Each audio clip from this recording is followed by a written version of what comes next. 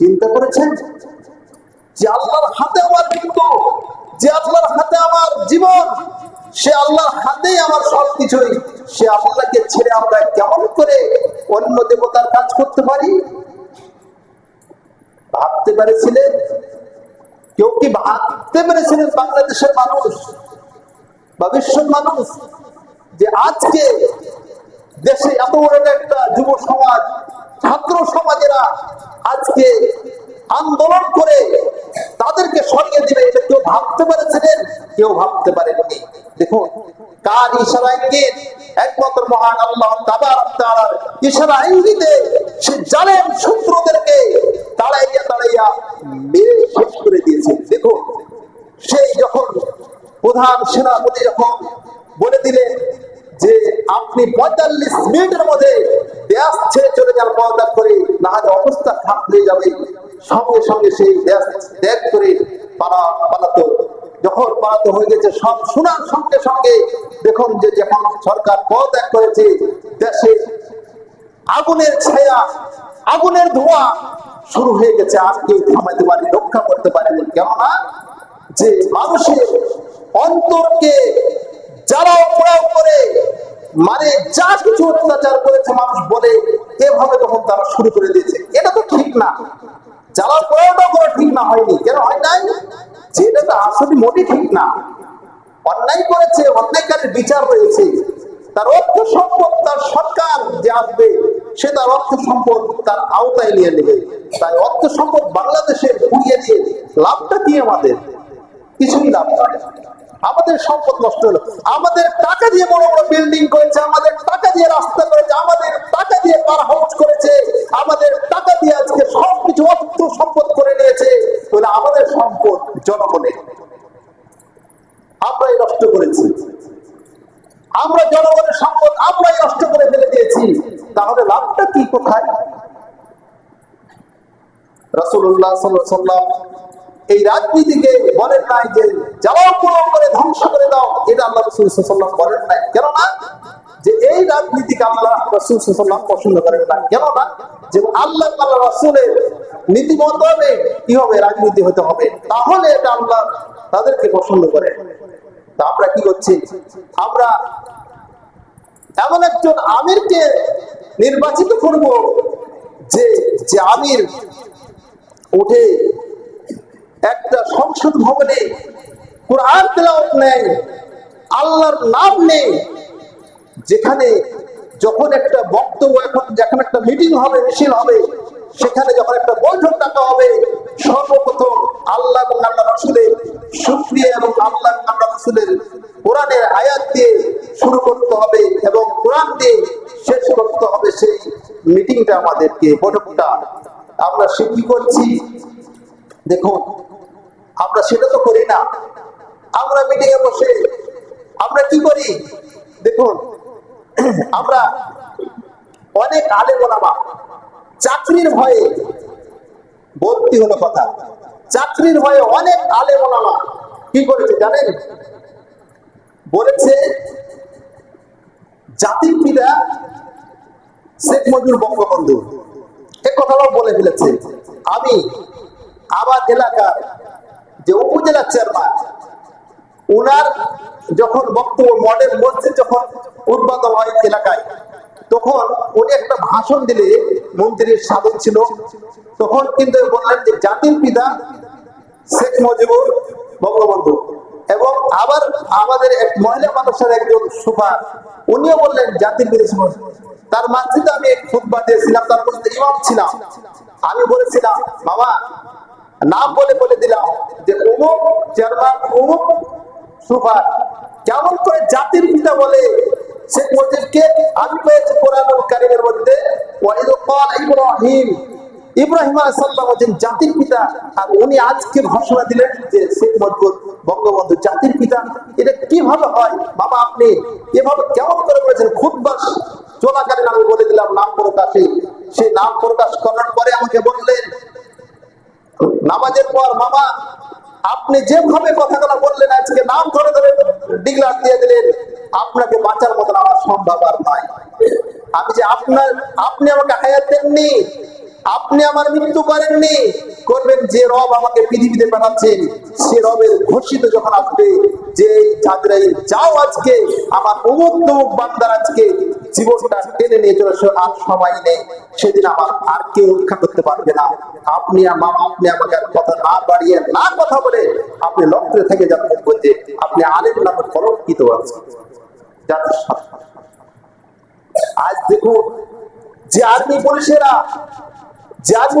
যদি একটা খন্ড একটা ছবি যদি শেখ মুজিব বঙ্গবন্ধু যদি আজকে যদি আপনি টেনে ফেলতেন, আপনার পুলিশেরা পিটে নিতেন, আর্মিরা পিটে, সে আর্মিরা সেই পুলিশেরাই দেখেন আর নেটে দেখছি দাঁড়িয়ে দাঁড়িয়ে যে সব আর্মিরা টেনে টেনে ফেলে লাঠি মেরে ভেঙে ফেলে দিচ্ছে মূর্তিগুলাকে।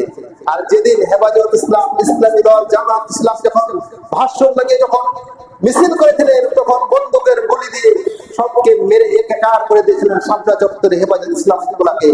আজকে কোথায় তারাই সে নামিয়ে ফেলছে, কেন ফেলছে তাদের কি কারণটা? তাদের রুচি কি হারিয়ে গেছে? কারণটা কি? ওই যে আল্লাহ বলছেন আমি যেদিন অর্ডার দিয়ে দিব, আমি যেদিন তোমাদেরকে হুকুম করবো সেদিন কেউ আর রাখতে পারবে না, তোমাদেরকে কেউ বাঁচাতেও পারবে না।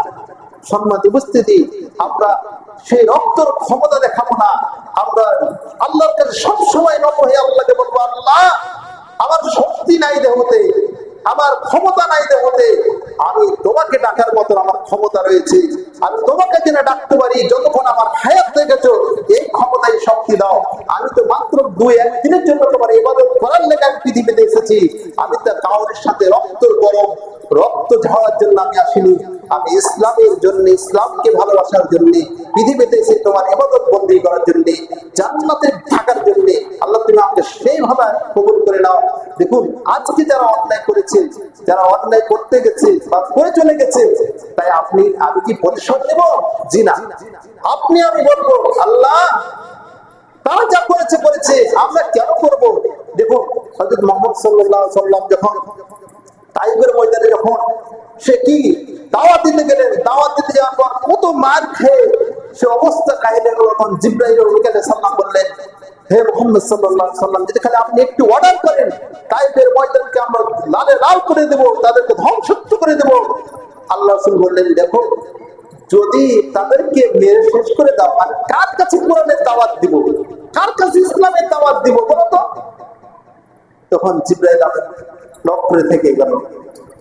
তাহলে আজকে তারা যারা অন্যায় করেছে আমাদের প্রতি বা আপনার প্রতি, তাই ঘৃণা কেন করবে? তাদেরকে দাওয়াত দেন, বুঝান যে দেখুন ভাই আমরা তো 2-1 দিনের জন্য পৃথিবীতে এসেছি, যা হয়েছে সবকিছু বাদ দিয়ে আল্লাহকে এবং আল্লাহ রাসূলকে বেশি বেশি ভালোবাসেন, জীবনকে ধর্ম করে কবরে চলে যেতে হবে, থাকতে হবে না। এই জন্য আল্লাহ রাসূল সাল্লাল্লাহু আলাইহি ওয়াসাল্লাম বলেন কোন ব্যক্তি যদি অন্যায় ভাবে নিরহ একটা মানুষকে যদি পৃথিবীর একটা মানুষকে যদি মারে, নিরহ মানুষকে, তাহলে তাম পৃথিবীর মানুষকে সে হত্যা করে দিয়েছে। আর নির্মম ভাবে আজকে দেখুন পুলিশেরা বন্দুকের লগ দিয়ে 4 গোলাম মনিবের হুকুমে গোলামেরা গুলি ফুটে আজকে সব নিরহ মানুষ, অনেক নিরহ মানুষকে কাঁদাচ্ছে, তারাও আজ কাঁদতেছে। ওই জন্য আল্লাহ বলেছেন, রাসূল বলেছেন দেখো ভবিষ্যৎ ভাবিও, তুমি ভবিষ্যৎ ভাবনা না, ইবাদত করনা না, রোজা করনা না, আর কাল যখন আমি জাহান্নামে দেব তখন বলবা ইয়া আফসোস ইয়া আফসোস, আল্লাহ তুমি আমাকে কেন এত সুন্দর মানুষ করার সত্ত্বেও আমাকে কেন তুমি আল্লাহ জাহান্নামে আমাকে পুরো চাকনে? কারণটা কি আমার? আল্লাহ বলল তোমার কারণটা কি একটা জানিস না? তুই আমার সাথে নাফরমানি করেছিলি, তুই আমার নাফরমান বান্দা, ওই জন্য আমি আল্লাহ তোকে কি করতেছি? শাস্তি দিচ্ছি জাহান্নামের আগুনে। আমি তো বলেছিলাম যে তোদের জন্য জাহান্নাম কঠিন ভয়ঙ্কর জাহান্নাম আছে, সেই জাহান্নাম তোদেরকে দিবই আমি যাদের সাথে প্রতিশ্রুতি দিয়েছি যাদেরকে জান্নাত দিব, আমি তাদেরকে জান্নাত দিয়েই ছাড়বো। যাদেরকে আমি মুমিন হিসাবে কবুল করবো তাদেরকে আমি মুমিন হিসাবে কবুল করবো, যাদেরকে জুলুম অত্যাচার আমি রাখবো তাদেরকে তাই করে রাখবো। আমি আল্লাহ ওয়াদা করেছি, করেন নাই? কোরআনে বলেছে তাহলে দেখুন সম্মানিত মুসলমানরা, আমরা সব ভুলে যে হিংসাবিদ সবকিছু ভুলে যে আমরা ভাই ভাই মুসলিম, আমরা ভাই ভাই, আমি মুসলিম আপনি মুসলিম, কেন আপনি আমার রক্ত ঝরাবেন আর আমি কেন তো আপনার রক্ত ঝরাবো? আমার রক্ত আপনার রক্ত কাটে দেখেন, মিল করে দেখেন, একটাই হয়ে যাবে, লাল লাল রক্ত, মুসলিমের রক্ত আমাদের একটাই। দেখুন ভাই, আমরা কেনই কাজ করব, আমরা কেন আরেকজনকে আঘাত দিব, আরেকজনকে কেন কষ্ট দেবো? এটা বুঝতে হবে যে আমরা তো মুসলিম, আমরা মুসলিম বলে দাবি করতে পারবো আল্লাহর কাছে যে আল্লাহ আমরা মুসলিম একটাই থেকেছি। আজ দেখুন, আজ ফিলিস্তিন, আজ মুসলমানেরা লাঞ্ছিত হচ্ছে, আর অন্যান্য মুসলমান হাসতেছে, হাসতেছে, লজ্জা করে মুসলিম কেমন দেখুন হাসছে যে ঠিকই আছে, মানছে, ভালো করছে। আরে দেখো, তুমি তো একজন মুসলিম, তোমাকে যেদিন মারবে সেদিন তো আমি হাসবো, তো তোমাকে কেমন লাগবে? এই কথাটা তো তার ঠিক হয় না। আল্লাহকে দোয়া করতে হবে, আল্লাহ জালেমদের হাত থেকে তুমি আমাকে রক্ষা করো, অত্যাচারীদের হাত থেকে রক্ষা করো, আমাদের জুলুমের হাত থেকে রক্ষা করো। ওই জন্য আল্লাহ বলেছে যে সব সময় আল্লাহর কাছে বেশি বেশি করে দোয়া করতে হবে যে আল্লাহ তুমি আমাদেরকে জালেমের হাত থেকে এবং ফিতনার হাত থেকে রক্ষা করো, আমাদেরকে রক্ষার জন্য আল্লাহর কাছে বেশি বেশি করে দোয়া করতে হবে যে আল্লাহ তুমি আমাদেরকে রক্ষা করো জালেমদের হাত থেকে, আর আমাদেরকে অন্যায় অশ্লীল বেহায় কাজ থেকে তুমি আমাদেরকে রক্ষা করো। সম্মানিত উপস্থিতি, আমাদেরকে এই দোয়াগুলো বেশি বেশি করে করতে হবে এবং হিংসাবিদ না করে কে আওয়ামী লীগ করেছে, কে বিএনপি করেছে, কে জাতীয় পার্টি করেছে সেটা আমাদের দেখার বিষয় নয়। দেখার বিষয় হবে একজন মুসলিম আরেকজন মুসলিমকে দাওয়াত দিবে, ভাই চলো সালাত আদায় করি, ভাই চলো আল্লাহর কোরআন শিক্ষা করি আর দিন শিক্ষা করি, তাহলে কাল কিয়ামতের দিন আল্লাহর কাছে ভালো পাবো এবং জান্নাতে থাকতে চাই সবাই মিলেমিশে। একজন জাহান্নাম থাকবে না আরেকজন, এক গ্রামের মানুষ এক কবরস্থানে থাকি, একজন যাবে জান্নাতে একজন জাহান্নামে, তখন বলবে জাহান্নামীরাকে, আরে তোদের কি অবস্থা আজকে, কারণটা কি?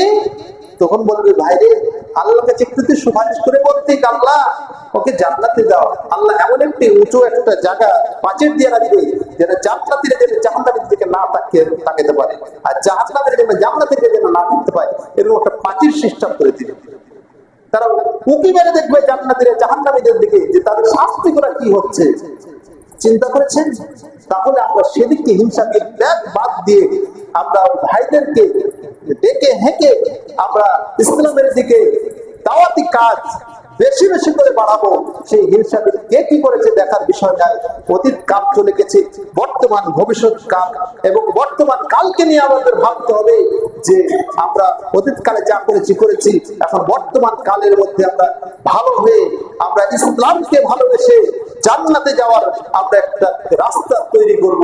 কিভাবে করব সেটা আমার ব্রেনের বুদ্ধি দিয়ে, ব্রেনের বুদ্ধি নিজের না থাকলে যার ব্রেনের বুদ্ধি আছে যে জানে তার কাছ থেকে বুঝে নিতে, ভাই আমাকে রাস্তাটা একটু খুঁজিয়ে দেন কিভাবে করতে হবে।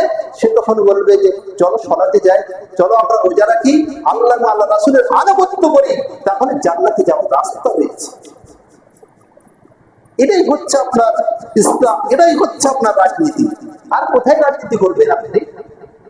এটাই হচ্ছে আপনার সবথেকে সম্পূর্ণতম রাজনীতি। আর রাজনীতি আর কোথাও করতে হবে না আপনাকে, কোন দলের অনুসারী হতে হবে না আপনাকে। আপনি আল্লাহ রাসূলের অনুসারী হন, আপনার রাজনীতি সব থেকে বড় রাজনীতি হচ্ছে আপনি আল্লাহ রাসূলের আনুগত্য করা এবং আপনার ভিতরে সব আকীদা পরিবর্তন করিয়ে দেওয়া। সম্মানিত উপস্থিতি, আমি আর কথা না বেরিয়ে, যেহেতু সময় অল্প শেষ হয়ে যাচ্ছে, সংক্ষিপ্ত আলোচনা বেশি বাড়ালে আবার সময় কথাগুলো বেশি মজা পাওয়া যাবে না। আসলে আমরা প্রত্যেকটা মানুষ ভুলের মধ্যে আমরা ভুল করতে পারি, আল্লাহর কাছে ক্ষমা পাইতে পারি, আল্লাহ ক্ষমা করে দিবে। সম্মানিত উপস্থিতি, এর আগে আপনাদের মাঝে আমি খুতবা দিয়েছি এবং আজকেও খুতবা দিচ্ছি এবং আমি আপনাদের প্রতি আকুল আবেদন এবং অনুরোধ করতেছি, যারা সালাত আদায় করছেন না বা করতে করতে যারা ছেড়েছে, আমার অনুরোধ, আমি জোর হাত করে আপনাদের হাতে এবং আপনাদের কাছে অনুরোধ করছি, যারা সলাৎ আদায় করছেন না বা যারা একটু খারাপের দিকে চলছেন, আল্লাহ যেন আপনাদের প্রত্যেকটা মানুষকে জেনে হেদায়েত দান করে জেনে সঠিক দিনের পথে এবং আল্লাহ রাসূলের পথ ধরে জেনে চলার সেই সুযোগ দান করে দিন।